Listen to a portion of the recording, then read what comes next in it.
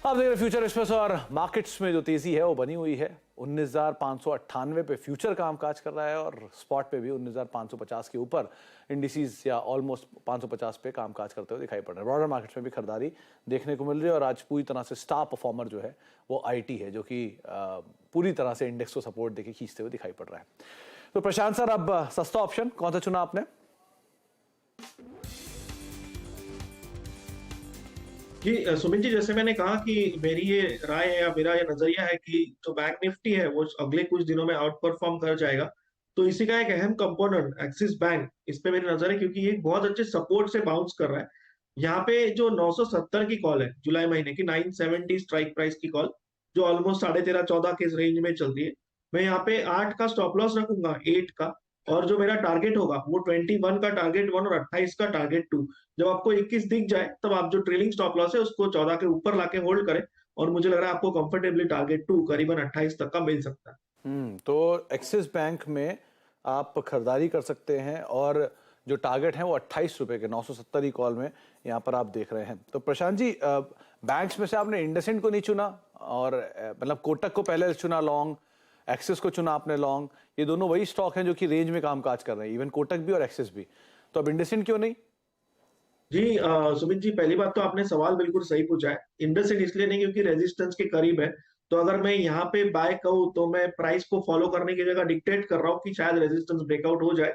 वो मैं करना नहीं चाहूंगा। ब्रेकआउट होने के बाद वहां पे हम नजरिया दे सकते हैं। अभी अगर कोई इंडसइंड में लॉन्ग हो तो क्योंकि रेजिस्टेंस के पास है, उन्हें ट्रेल करना होगा 1365 1360 के स्टॉप लॉस से। बट इसी के सामने मैं जब एक्सिस बैंक को देखता हूँ तो वो एक बहुत अच्छे सपोर्ट पे आया हुआ है, तो यहाँ पे रिस्क रिवॉर्ड काफी जस्टिफाइड है। दूसरी बात, जो आज की ओपनिंग है वो क्लियर कट कल के जो शॉर्टिंग हुई है उसको ट्रैप कर चुकी है ऑलरेडी। तो इसके ऊपर अगर सस्टेन करें तो मुझे लग रहा है जो हमारे टारगेट्स है वो बहुत कंफर्टेबली आ सकते लाइक वाइज एक बार फेडरल बैंक और देखिए, वहां पर नंबर्स हैं और नंबर से पहले ही ऑलरेडी 4% नीचे कामकाज कर रहा है। तो क्या क्योंकि रेंज के लोअर एंड के आसपास ये भी है, वापस पुल बैक प्ले जैसे नंबर आएगा वैसे ही? जी, यहाँ पे अगर मैं फेडरल बैंक को देखूं तो यहाँ एक बहुत जो मेन पॉइंट है, यहाँ पे एक गैप रेजिस्टेंस थोड़ा सा बना हुआ था, यानी एक जिसे हम कहते हैं पुल बैक रेजिस्टेंस, वो बना हुआ था करीबन 135 पे। और वहीं पे वो बार बार रिएक्ट कर रहा है। जो आज का लो बना है 128 का, ये बहुत अहम होगा। और मेरी एक स्ट्रिक्ट सलाह होगी कि रिजल्ट्स को आप प्रीएम्प्ट मत करो, रिजल्ट्स आके प्राइस सेटल होने दो। और अगर ये इसी लेवल पे भी यानी 130 31 के ऊपर सेटल हो जाए तो मुझे लग रहा है कंफर्टेबली आप 127 से लॉन्ग रह सकते हो, और आपको यहाँ से करीबन 140 तक के टारगेट भी दिख सकते हैं।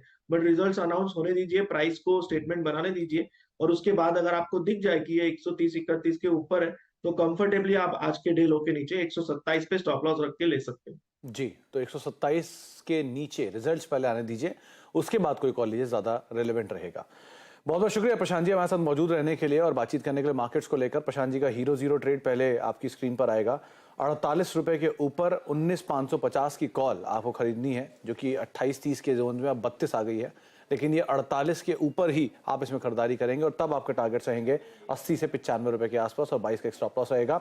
लॉन्ग है प्रशांत जी कोटक पर, गोदरेज प्रॉपर्टीज पर, बिरला सॉफ्ट पर, और सस्ते ऑप्शन के तौर पे एक्सिस बैंक की 970 कॉल, जिसको आप देख सकते हैं अगर आप लॉन्ग साइड पे बैंक्स में पोजीशन चाह रहे हैं। बैंक्स पे थोड़े बुलिश आज प्रशांत जी।